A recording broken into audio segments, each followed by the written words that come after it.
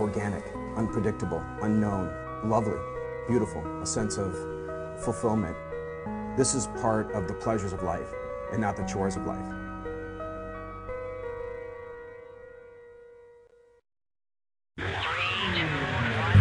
Coming up on Daily Iowan TV, guilty or not guilty? The jury is still deliberating in the Justin Marshall trial. And a UI safety training class prepares the university for violent situations. Like this, you have to get your mindset instead of thinking, well, what if this happens? You need to think, when this happens, then I'm going to react. And in sports, the University of Iowa welcomes fresh new faces into the football program on National Signing Day. That's all coming your way next. Daily Iowan TV starts now. I'm Tom Brokaw. For more than 100 years now, the University of Iowa community has been waking up to the Daily Iowan. Today, it's the largest newsroom in eastern Iowa. And now you can see the news every night on Daily Iowan TV and get it anytime worldwide at dailyiowan.com.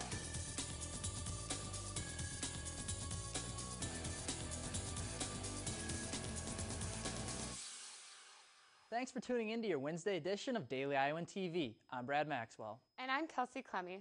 The trial of 22-year-old Justin Marshall was expected to come to a close today, but after questions for the jury, the trial will resume Thursday morning at 9 a.m.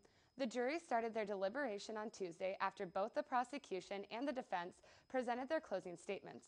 Marshall is on trial for killing Iowa City landlord John Vilsipt in 2009. If convicted, he could face up to life in prison. Despite the concerns of local residents and the State Department of Education, the Iowa City School Board passed its controversial diversity policy Tuesday night. The plan aims to equalize the number of students on the free and reduced lunch programs in schools throughout the district. The State Department of Education raised concerns last week that the policy would violate federal law because students using free and reduced lunches could be identified, which they say is a violation of FERPA. Superintendent Stephen Murley told Daily Iowan TV before the meeting, quote, "I told the board members we would stay in close contact with the Department of Education as we write the policy such that we get review from them and they can share with us whether the plan would be in compliance or whether they have any concerns," end quote. Officials said the policy will be implemented sometime in the near future. The Iowa Board of Regents discussed the results of an audit on the University of Iowa Athletics Department at their meeting Wednesday. The audit found that UI officials followed university policy correctly in several aspects of the Peter Gray case. Gray resigned last fall after allegations of inappropriate sexual conduct with student athletes. The report states that the Office of Provost was made aware of the allegations on September 25th of last year. Auditors did find gaps in the performance reviews for the athletics department. In fiscal year 2012, 24 of the 183 employees did not get a performance review. UI President Sally Mason will go over the progress with sexual harassment policies at the Regents' April meeting. Read more about the report in Thursday's edition of the Daily Iowan. Violent shooting crimes have been in the news all too frequently this last year, which can cause concern in college towns and atmospheres. Unfortunately, these incidents have become a reality, so the UI Police Department is offering a service to prepare students and faculty. A session of violent incident safety training was held this morning at the police station in order to teach UI residents how to handle active shooter events. Along with the video presentations and real-life demonstrations from volunteering officers, the class focused on the importance of ALICE. This acronym stands for Alert, Lockdown, Inform, Counter, and Evacuate. Throughout the presentation, demonstrators preached the importance of ALICE and how these tactics differ from others in the past. And it doesn't give you answers, it gives you options. Everybody likes to have an answer.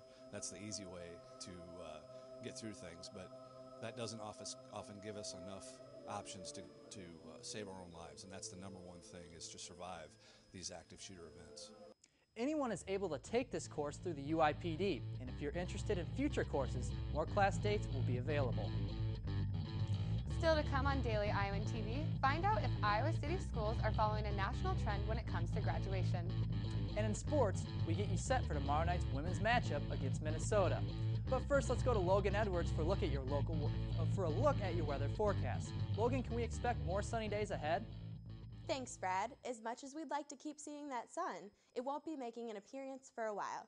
Tomorrow morning will greet us with an 80% chance of rain and temps in the mid-30s, so make sure to bring your umbrella and wear your rain boots. By the afternoon, the temperatures will go up to 37 degrees with a chance of rain still sticking around. The rain will go away and the clouds will roll in for Thursday night with temps still sticking around the mid-30s. Taking a look at the rest of the week, Friday will bring us some clouds with temperatures hanging around 34 degrees. On Saturday, we'll see temps get up to the low 40s with those clouds still sticking around. Sunday will bring us more rain with a 70% chance, but temps will go up to about 45 degrees. On Monday, the rain should be gone with a high of 35 degrees. Tuesday will continue the trend with temps in the mid-40s and partly cloudy skies. That's all I have for weather. Back to you at the desk. Thanks for that, Logan. Last night, students and community members gathered at the Old Capitol Museum to get a glimpse inside the White House on the morning of September 11, 2001. Lieutenant Colonel Robert J. Darling spoke about the fateful morning where he was one of the few staffers in the White House in the bunker during September 11th. But Darling also spoke about the need for current college students to become involved in the military and how the youth has the potential to change the world. The men and women and their families who have defended us and sacrificed for all of us since 9/11/01 are now the new greatest generation. And soon all of you will be contributing to their ranks. Tomorrow, the University of Iowa Theater Department and moving company based out of Minneapolis will collaborate for the new theater production called Out of the Pan, Into the Fire. This show is based on an old-age fairy tale. The play will take place at the University of Iowa Theater Building in the David Thayer Theater. You can expect funny, dark, and strange stories that are based on multiple fairy tales. This play has never been done before, and the moving company is one of the most creative and innovative theaters in the United States. They do a lot of devised work, which is new works, and I was interested in really kind of getting into the process of that and just working with them since they're really well known, and it's just a really good opportunity to learn a new skill. You can purchase tickets at the Hanter box office located in the Old Capitol Mall before tomorrow. Tickets are $5 for students, $12 for senior citizens, $10 for youth, and $17 for the general public. Read more about the production in tomorrow's edition of 80 Hours. And now it's time to take a look at what's happening outside of Iowa. At least 4 people are missing and presumed dead after a tsunami swept over the Solomon Islands on Wednesday. The tsunami, reaching heights of about 5 feet, damaged dozens of buildings in the small South Pacific island chain, and those missing were supposedly swept out to sea when the tsunami hit. The Solomon Island is one of the world's smallest nations with a population of just over 500,000.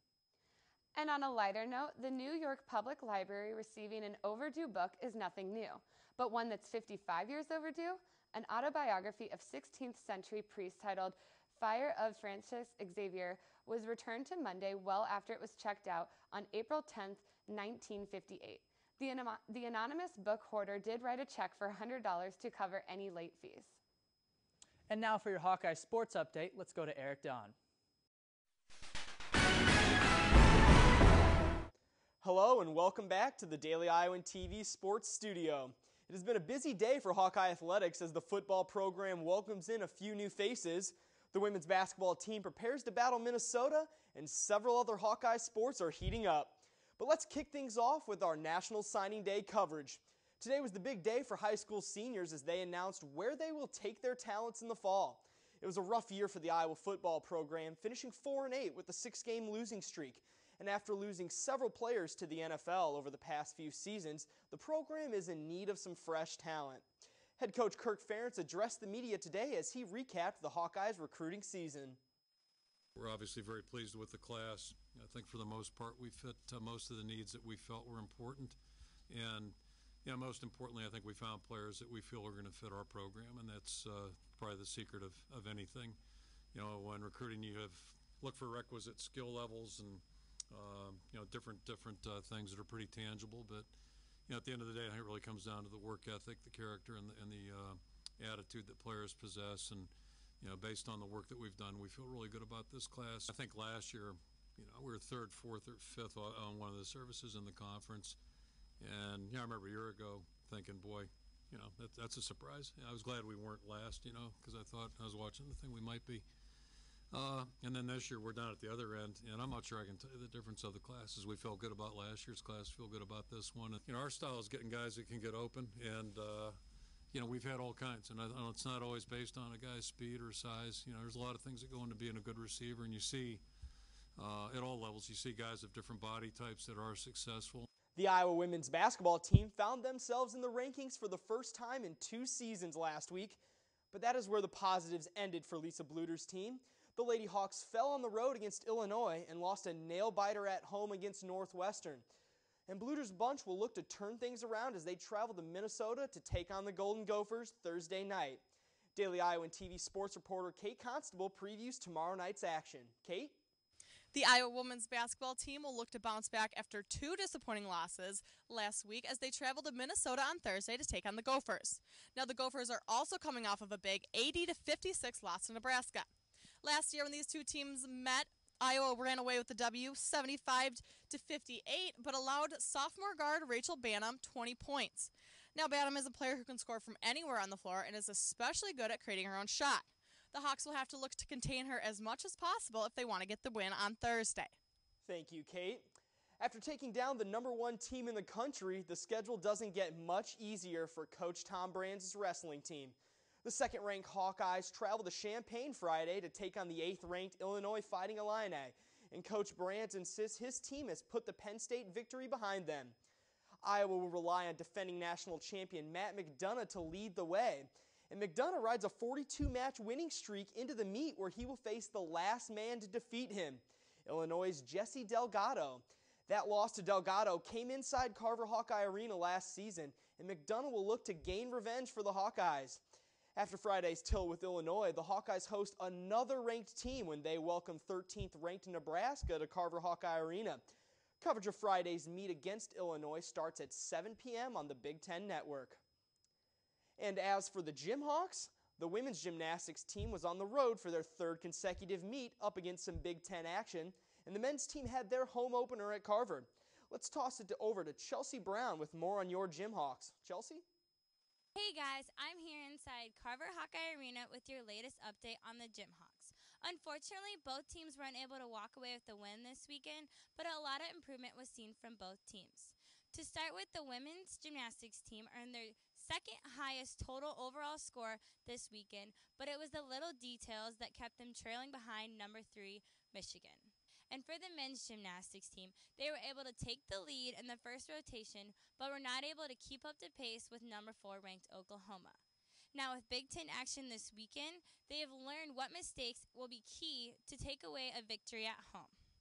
You can catch more of your Hawkeyes this Friday in Carver Hawkeye Arena starting at 1 p.m. with the men's competition against the Minnesota Gophers, and then the women's competition starting at 7 against Michigan State and Illinois Chicago. Also, make sure to stick around for post-meet autographs from the athletes themselves. That's all I hear for you guys. Back to you, Eric. Hawkeye basketball, gymnastics, and wrestling are all underway, and the Iowa men's golf team will join them this weekend when they kick off their spring season at the Big Ten Match Play Championships. The third-seeded Hawkeyes are led by nationally ranked junior Stephen Ime, who looks to build on his impressive season last year, which finished with a team berth in the NCAA Championships. Head coach Mark Hankins enters his 6th season in charge, and the Hawkeyes have been trending upwards under his direction. Iowa has reached the postseason in 4 consecutive years and reached the NCAA championships in 3 of those seasons, while also producing 3 All-Americans. It will certainly do Coach Hankins' guys some good to thaw out down in Florida this weekend. That's all for sports. Back to you at the desk. Thanks, Eric. And only with Daily Iowan TV can you get a sneak peek at Thursday's pages of the Daily Iowan. Read about plans to overhaul several aspects of the UI's Carver College of Medicine. And find out who will be taking over as head of the UI Communications Department. That's your latest edition of Daily Iowan TV. Be sure to check us out at the same time tomorrow or anytime at dailyiowan.com. Thanks for watching and have a great night.